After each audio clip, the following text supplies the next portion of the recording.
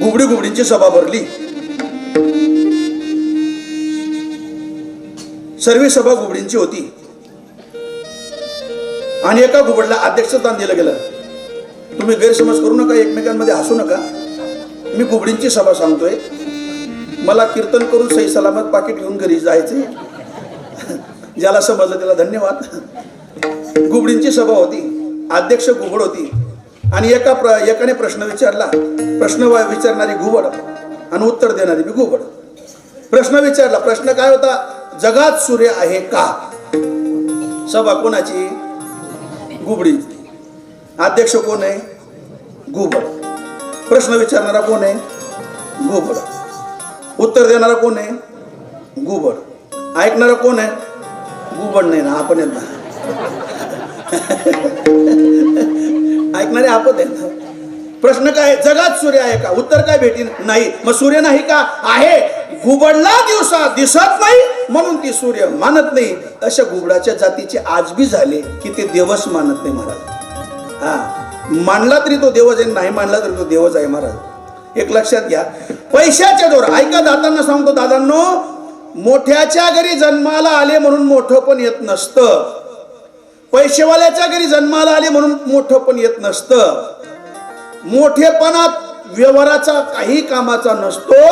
मोठेपणा तो महत्वाचा ज्याच्याने माझा पांडुरंग परमात्मा ऋणी होईल. तो मोठेपणा महत्वाचा. व्यवहाराचा मोठेपणा काही.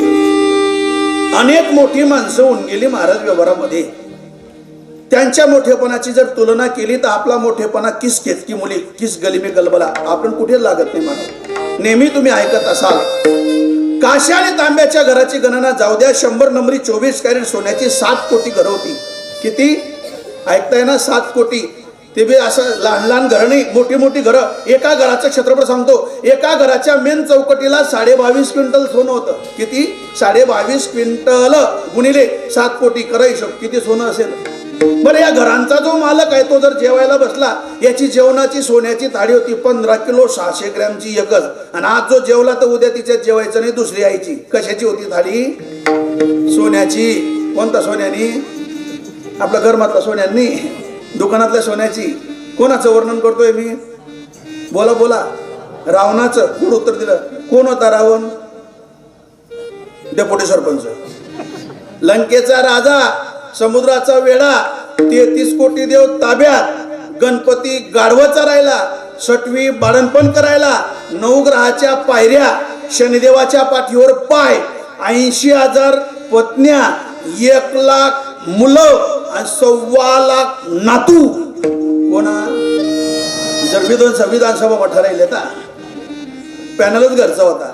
एवढं मोठं पण रावणाचं. याच्या मोठेपणा पुढे आपला मोठेपणा लागतो तरी कुठे? आपल्याकडे आहे तरी काय? एक टोपडलं, एक कोमडलं आणि एक बकडलं. 3 बिघा वावर, फुटकी मातनी, एक निबायको आणि वाकडी बकरी. चालणं तर मयामा गली मासा तट चालस. मना नांदे कोण लागू नये. तू त्या लायकीनाच नाही, तू नांदे कोण लागवाय. अवघड आहे महाराज. आपला मोठेपणा पाहायला मिळतो आपल्याला. निंबा महाराज, आपला मोठेपणा दररोज पाहायला मिळतो. बाथरूम मध्ये पाय टाकला, आपला मोठेपणा. 1.5 रुपयाची शॅम्पू पुडी असते किंवा 2 रुपयाची शॅम्पू पुडी असते. आपला मोठेपणा 2 रुपयाची शॅम्पू पुडी दिनेश महाराज अशी तिरकस कापून घेतो. दाबून दाबून दाबून दाबून दाबून दाबून नडे आणतो. नाही पुरत शॅम्पू, त्याला फाडून त्याच्यात पाणी टाकून असं धरून असं हलून बुडबुड बुडबुड. आपला मोठेपणा काय सांगायचं महाराज. दात घासायची पेस्ट असते, दात घासायची पेस्ट. ती पेस्ट तिला दाबून दाबून दाबून दाबून दाबून दाबून नड्यापाशी आणतो. नाही निघत, टाचन पिन घालून असं काढून तरी नाही निघत. मागून फाडून बोट घालून. आपला मोठेपणा काय कामाचा? एवढा मोठेपणा रावणाचा. पण त्या रावणाची एवढी संपदा असताना महाराज हनुमंतराने लंका जाळून टाकली. एका क्षणात जाळली. हनुमंतराला विचारलं, हनुमंता, रावणाची सोन्याची लंका जाळली, कारण काय? एवढं मोठं पण असताना त्याची सोन्याची लंका जाळायचं कारण काय? हनुमंतराय हसले. हसून उत्तर दिलं, मी रावणाची सोन्याची लंका जाळली याच्या मागचं एकमेव कारण, त्या लंकेमध्ये रामाचं भजनच नव्हतं. आणि जिथे रामाचं भजन नाही ती सोनाने जरी होईल, काय अक्काळी लावायची आहे. तसं किती मोठेपण असू द्या, पण तोंडात रामाचं भजन नसेल, नामस्मरण नसेल तर काय काढी लावायचे महाराज. मोठेपण वैशिष्ट्य आहे म्हणून जाळून टाकले महाराज. एक लक्षात घ्या, शास्त्रकारांचं वर्णन आहे की तुकोबारे सांगतात, तुका म्हणे ज्याची संपदा एवढी सांगते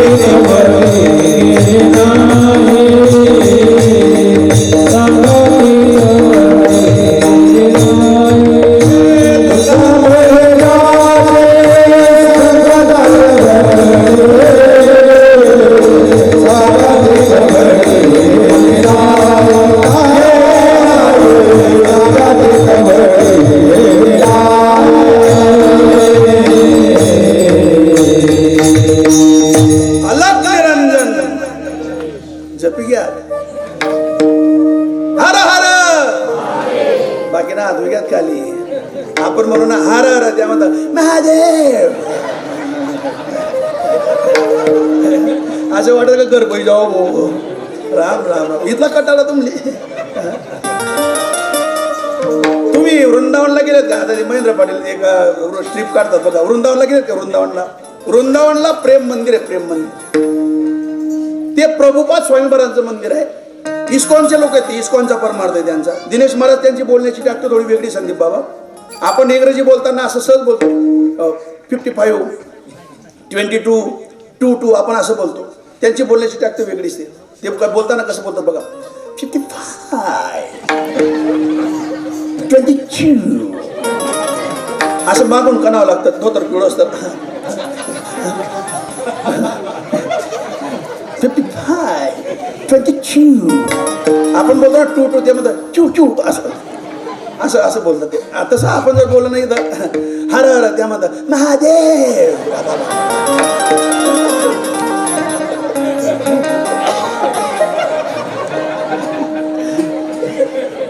काय सांगावं महाराज.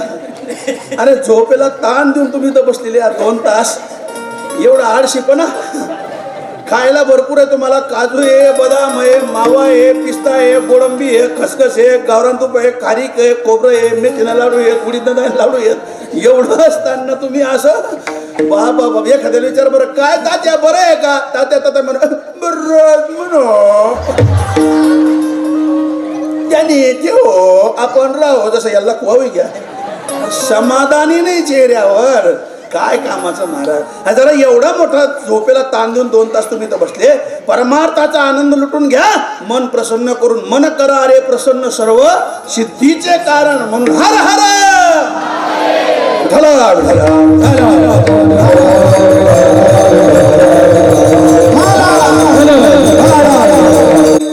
तुका म्हणे ज्याची संपदा एवढी सांगते कवळी गेली नाही. कवडी सुद्धा सोबत गेली नाही महाराज. एवढी संपदा असताना का गेली नाही? हो कारण काय? रावणाच्या मनात तो होता ना अनेक प्रतिज्ञा.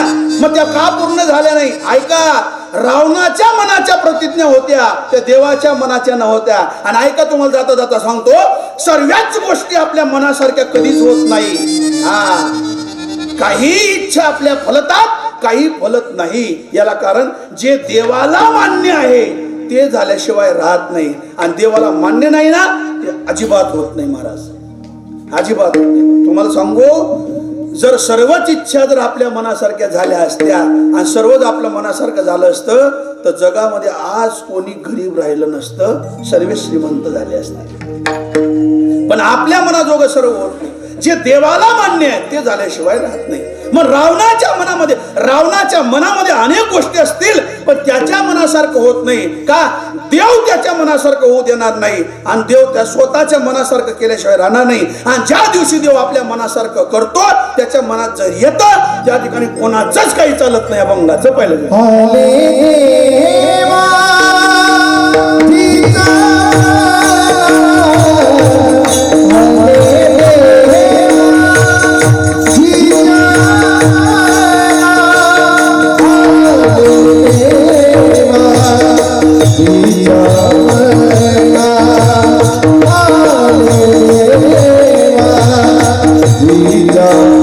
Yeah.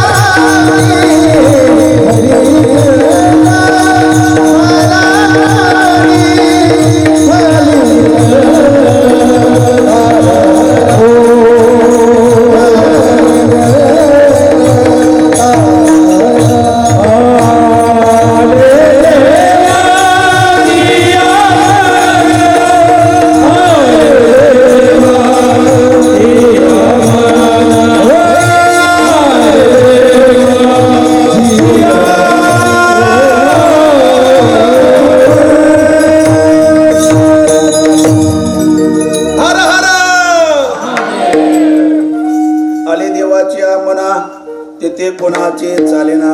नाही चालू शकत कोणाचं महाराज. त्याच्या मनात जेव्हा येतं ना त्यावेळेस तो कोणाचंच काही चालू देत. मग आता इथून प्रश्न निर्माण होते, महाराज नेमकं देवाच्या मनात काय येतं. ऐका दादांनो, एखाद्या वेळेस असंही होऊ शकतं की देव विरोधाभास करू शकतो. किती विरोधाभास करतो देव. जिथे जे द्यायला नको ते दिल्याशिवाय राहत नाही, आणि जिथे पाहिजे तिथे अजिबात देत नाही. देवाचं ब्रीद आहे, विरोधाभास करतो. किती विरोधाभास करतो एका मिनिटात सांगतो. जी देवाला मारायला आली, तुम्ही काल्याच्या कीर्तनात ऐकतात, जी देवाला मारायला आली देव तिला सायुज्यता मुक्ती देतो. आणि देव जो देवाचं कायम नामस्मरण करतोय आज सुद्धा देव त्याच्या कमरेला चिंधी सुद्धा भेटू देत नाही. इतका विरोधाभास करतो. तुआ सनकादिका निमाने सायुज्यता सौरसुदी दला पुतने जी विषाचे निस्तनपाने मारू आली. माऊली म्हणतात विष भरून मारायला आली, सायुज्यता मुक्ती देतात. आणि कायम नामस्मरण चालू आहे. आजही चिरंजीव आहे, पण सेवकाच्या डोंगानं मिळे चिंधी. हनुमंतरायाला कमरेला चिंधी लंगोट सुद्धा भेटू देत नाही. म्हणजे अशी गंमत आहे. किती विरोधाभास आहे देवाला. मी तुम्हाला विचारतो, रामासाठी कष्ट जास्त कोणाचं, हनुमंताचं का बिभीषणाचं. हनुमंताचं. आणि रावण मेल्यानंतर बिभीषणाला कोणाला दिली, बिभीषणाला. कसं काय. देवाचं वैशिष्ट्य आहे विरोधाभास. नोकरी चाकरी का कचू मेल नाही,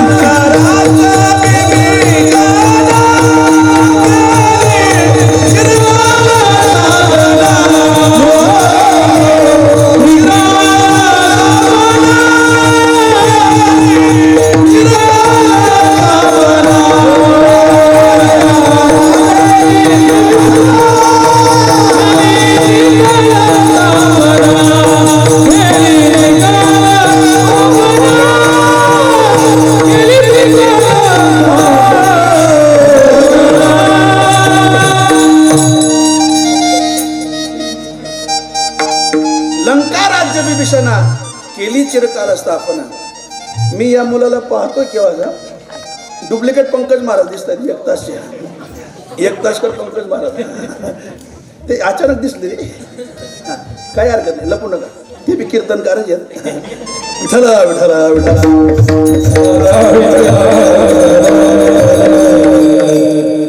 तुम्ही नंतर पाहून घ्या गावकरी. लंका दिली बिभीषणाला, कष्ट जास्त हनुमंताचं. इतका विरोधाभास करतो देव. अजून पुढे बोलतो, किती विरोधाभास करतो. जिथे पाऊस नकोस आहे तिथे पडल्याशिवाय राहत नाही, आणि जिथे पाहिजे तिथे थेंब सुद्धा पडत नाही. इतका विरोधाभास करतो. किती विरोधाभास करतो. ज्याची सत्ता करायची इच्छा आहे त्याची परिस्थिती नाजूक ठेवतो. तो म्हणतो मी अख्खा सप्ता करून टाकीन, परिस्थिती नाजूक आहे, नाही देऊ शकत तो. ज्याची सत्ता करायची इच्छा आहे एकट्याने त्याची परिस्थिती नाजूक ठेवतो, आणि ज्याची द्यायची ताणत नाही त्याची करतो बोर करीन, ट्रॅक्टर घेईन, बोलेरो घेईन, जेसीबी घेईन, पोकल्यात घेतो, खड्डा खोदतो आणि त्याच्यात मरतो. अशी गंमत आहे. देवाचं प्रीत आहे. विरोधाभास. किती विरोधाभास. अजून शेवटचं सांगतो ऐका. ज्याच्याकडे खायला अन्न नाही, राहायला घर नाही, अंगावर कपडे नाही, लेकरांचा भरणा कमी नाही संतोष बाबा त्याच्याकडे. लेकरं आणि ज्याच्याकडे नोकऱ्यावर नोकऱ्या, गाड्यांवर गाड्या, माड्यांवर माड्या, बिल्डिंगावर बिल्डिंगा, गोदाम भरले अन्नाचे, तिकडे महाराज कोकरू नाही तर लेकरू कुठे असं देवाचं बिल. तुम्ही चंद्रभागेला जा पंढरपूरमध्ये, चंद्रभागेच्या घाटावर तो भिकारी भिक्षा मागतात.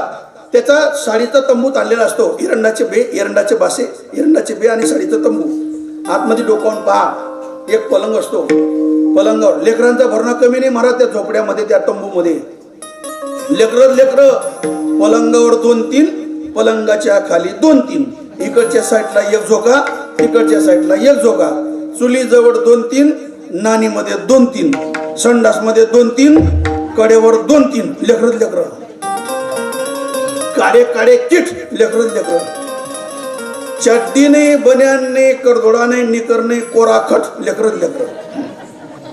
ॲल्युमिनियमची ताटली 10-12 मुरमुरे चर पर डर, लेकरांचं भरणा कमी. इकडे माड्यावर माड्या, बिल्डिंगावर बिल्डिंग, गोदाम भरले अन्नाचे, नोकऱ्या, गाड्यांवर गाड्या. इकडे महाराज कोकरू नाही तर लेकरू कुठे. लाख रुपये खर्च केले तरी मुलबाळ नाही का? याला कारण आहे, ऐका, जाता जाता सांगतो, तुम्हाला मुलगा व्हावा हे त्याच्या मनात तर यायला पाहिजे की नाही. त्याच्या मनात नाही ना, अजिबात नाही. लाख रुपये खर्च करून मुलबाळ नाही, मग काय उरतं? याचा अंगारा खाय, त्याचा भंडारा खाय, याची अगरबत्ती खाय, त्याचा नारळ खाय, भावनगरला जाय, त्या म्हातारीचं शेमूळ खाय. नाही मेले वाटतं ती म्हातारी. असं देवाचं बीज आहे. कुणी करता तीन वसाला करोडो द्रव्य देवोनी, न देशी पुत्र एखादा असा का भेद तुझ पाशी. प्रभू हा खेळ दुनियेचा कशाला सांग केलाशी. जयाला हे नाही खावया तिळभरी कोठे. तया मुलबाळ बहुदेशी मजा मग लावूनी बससी. प्रभू हा खेळ दुनियेचा कशाला सांग केलासी.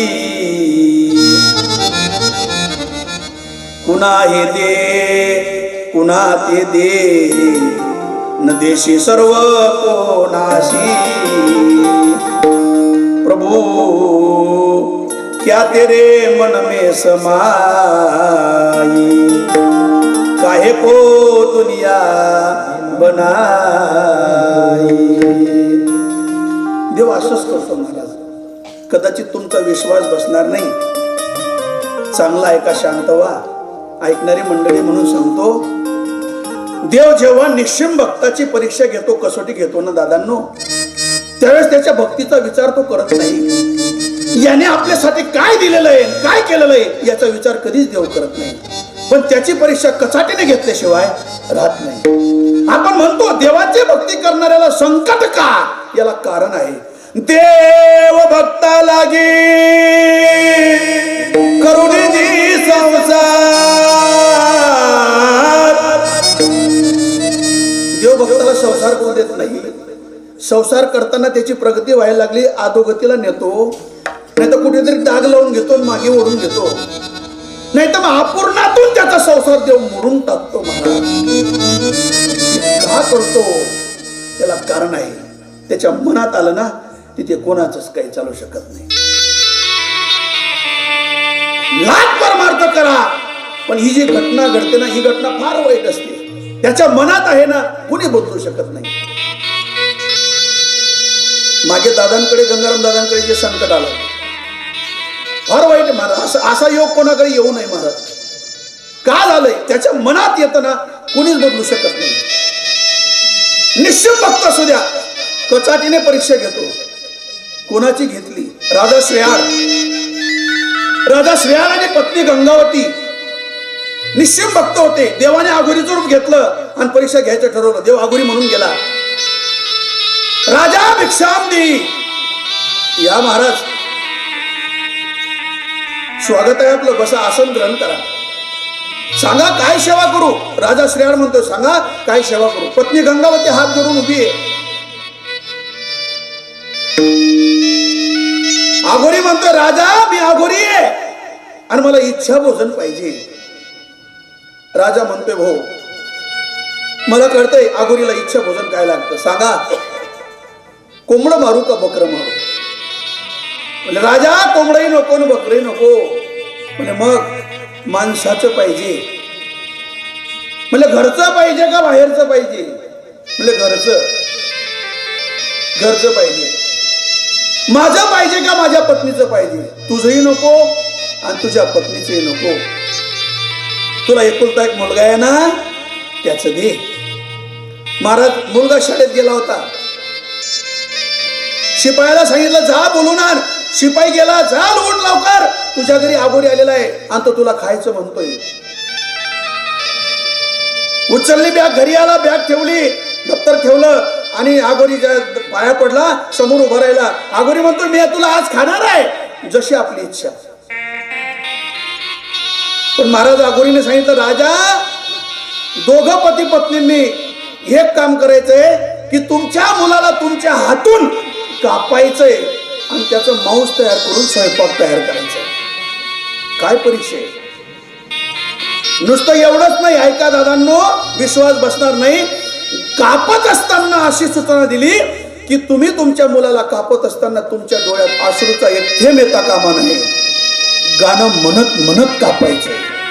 काय परीक्षा. एखादा गायक आहे त्याला दुःख झालेलं आहे, त्याला म्हणा एखादं गाणं म्हणावं. काय म्हणेल, काय गाणं म्हणायला लावता. माझ्यावर काय कोसळली ती मला माहिती, मला काय दुःख झालं ते मला माहिती, काय गाणं म्हणायला लावतात. पण नाही, आघोरी म्हणतोय गाणं म्हणत म्हणत तुम्हाला कापावं लागेल तुमच्या मुलाला.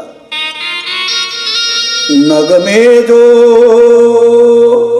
हो गए हैं उसे कैसे गुनगुनाए. नजदीक आते आते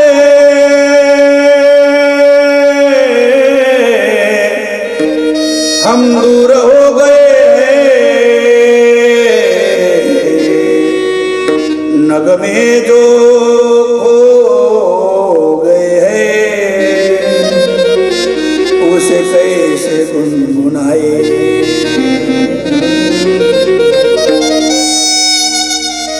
कापलं महाराज, कापलं मुलाला कापलं, शिर बाजूला ठेवलं, दळाचं मांस तयार केलं. आघोरी जेवायला बसला. आघोरीला वाढण्यात आलं. आघोरीचं लक्ष घरामध्ये गेलं. आघोरी म्हणतोय, राजा, श्रेयाळ राजाला सांगितलं, श्रेयाळ राजा हे ताट उचल, जाऊ दे घरात. म्हणले का, हा खालचा भाग अपवित्र असतो, मेन भाग तर तुम्ही बाजूला ठेवला. शिराचं मांस तयार करा. शिराचं मांस तयार केलं, स्वयंपाक केला. आघोरी जेवायला बसला. राजा समोर बसलेला आहे. आघोरी एक घास घेणार.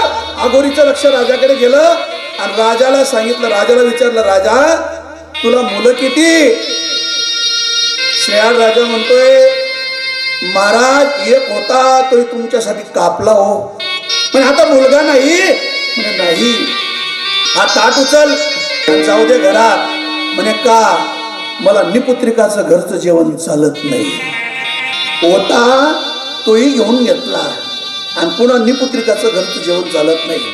काय परीक्षा आहे. श्रेयाळ राजा आणि पत्नी गंगावतीने ओळखलं की हा देवच असायला पाहिजे, पण जेवत नाही. पत्नीने इशारा केला, स्वामी काय म्हणतो देव. राजा तिथून उठला. राणीला म्हणतो, राणी देव जेवायचं नाही म्हणतो ग.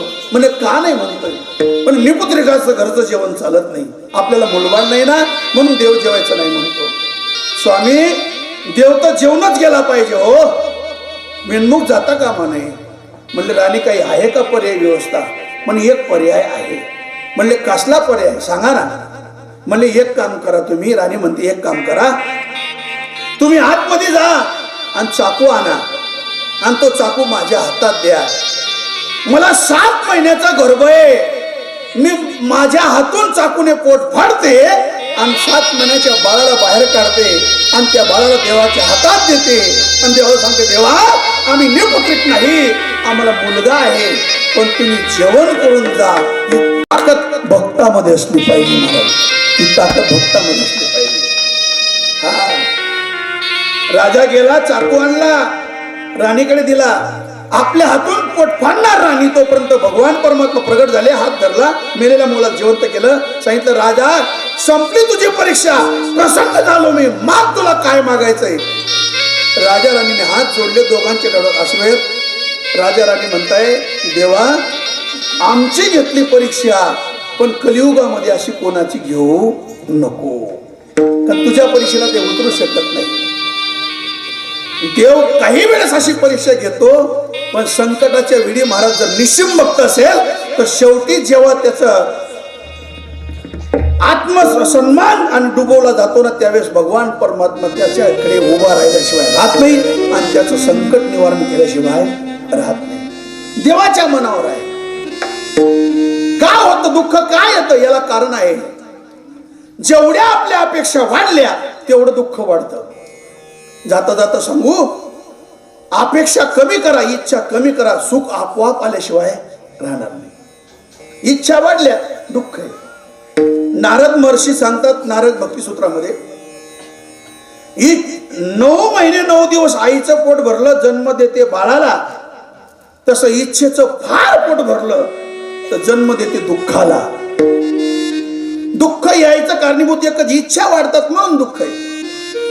समजा 4 मुली आहेत, अपेक्षा काय असते, एखादा तरी मुलगा व्हावा, मुलगा व्हावा ही अपेक्षा आहे, इच्छा आहे, म्हणून दुःख किती आहे, त्याचं बाळंतपणाचं वगैरे सर्व जे दुःख आहे आपल्याला सोसावं लागणार, त्या माऊलीला सोसावं लागणार आहे, अशा परिस्थितीने. पण मग हे का वाढलं, याला कारण आहे की मुलगा व्हावा या अपेक्षेने हे दुःख मिळालं. जर अपेक्षा राहिली नसती, दुःख मिळालं असतं का? तुम्ही जपी घ्यात का? नाही, मिळालं नसतं. का? याला कारण अपेक्षा वाढल्या. मुली आहेत ना 4, मग नका अपेक्षा करू. 4 मुली आहेत, सुसंस्कृत बनवा, चांगलं शिकवा, चांगल्या सुसंस्कृत घराण्यामध्ये देऊन टाका, आहे ती इस्टेट भोगून घ्या, आहे ते परमार्थिक जीवन जगून घ्या. मरता मरता राहिलेली इस्टेट एखाद्या मंदिराच्या नावाने दान करून द्या. नाही दान करू वाटली, माया नावाने करून द्या, नाही माया नाव नका करू, मंदिराला द्या. पण मुलगा पाहिजे, मुलगा पाहिजे, मुलगा पाहिजे. अरे ज्याला मुलगा आहे त्याला विचारा, कसं काय पाटील बरं आहे का? आणि लोक काय म्हणतात, ते खरं आहे का? आहे त्याचं बरं नाही, आणि तुम्ही काय कुशाला अपेक्षा करता? अयोध्येच्या लोकांच्या अपेक्षा वाढल्या, राम प्रभू जन्माला यावा म्हणून, पण दुःख भोगावं लागलं, अपेक्षा वाढत गेल्या, राजा व्हावा, मोठा व्हावा, लग्न व्हावं अशा पद्धतीने. पण मला शेवटी अपेक्षा वाढल्या, 14 वर्ष 22 दिवस अयोध्येच्या लोकांना दुष्काळ भोगावा लागला, कारण अपेक्षा वाढल्या म्हणून. अपेक्षा नसल्यानं तर काही समाधानी जीवन जगलं पाहिजे महाराज. पण समाधानी केव्हा राहू? विचार केल्याशिवाय समाधान प्राप्त होत नाही. विचारा वाचून न पाहिजे समाधान. समाधानी जीवन जगावं माणसाने. समाधानी नाही ना, किती समाधानी राहावं. मी नेहमी विरोधाने सांगत असतो, पौष महिन्याची थंडी, राहायला घर नाही, अंगावर कपडे नाही, पांघरायला एकच गोधडी पांघरणारे 4 लोक. आदिवासी समाजाचं जोडपं, भिल्ल समाजाचं जोडपं, पती पत्नी 2 मुलं, मुलगा मुलगी. भिक्षा मागून खाल्ली, पोटपात्र झोपले, पांघरायला 4 जण, एकच गोधडी पांघरणारे 4 जण. बाईने ओढली तर माणसाला कमी पडायची, माणसाने ओढली तर बाईला कमी पडायची. आणि दोघांनी समजूतदारपणा घेतला तर मध्ये बोगद्यातून मुलांना आकाशातले तारे दिसायचे. एवढी ओढातानी चालू असताना ती बाई आपल्या मालकाला त्यांच्या भाषेमध्ये म्हणते, बघा किती समाधानी. भिल्ल समाजाची बाई, आदिवासी समाजाची बाई तिच्या मालकाला तिच्या भाषेमध्ये काय म्हणते, म्हणे का हो? तो म्हणे काय हो? ती म्हणे आपला जर इथला हाल होती व, मग आपल्यापेक्षा गरीब होती त्यासना काय वाटतो व? आज मला सांगा, याच्यापेक्षा गरीब कोण होती बरोबर? पण समाधानी किती आहे? समाधानी नाही ना आपल्या चेहऱ्यावर, आशेने जीवन जगतोय महाराज. सर्व सुखाची आशा जन्म गेला,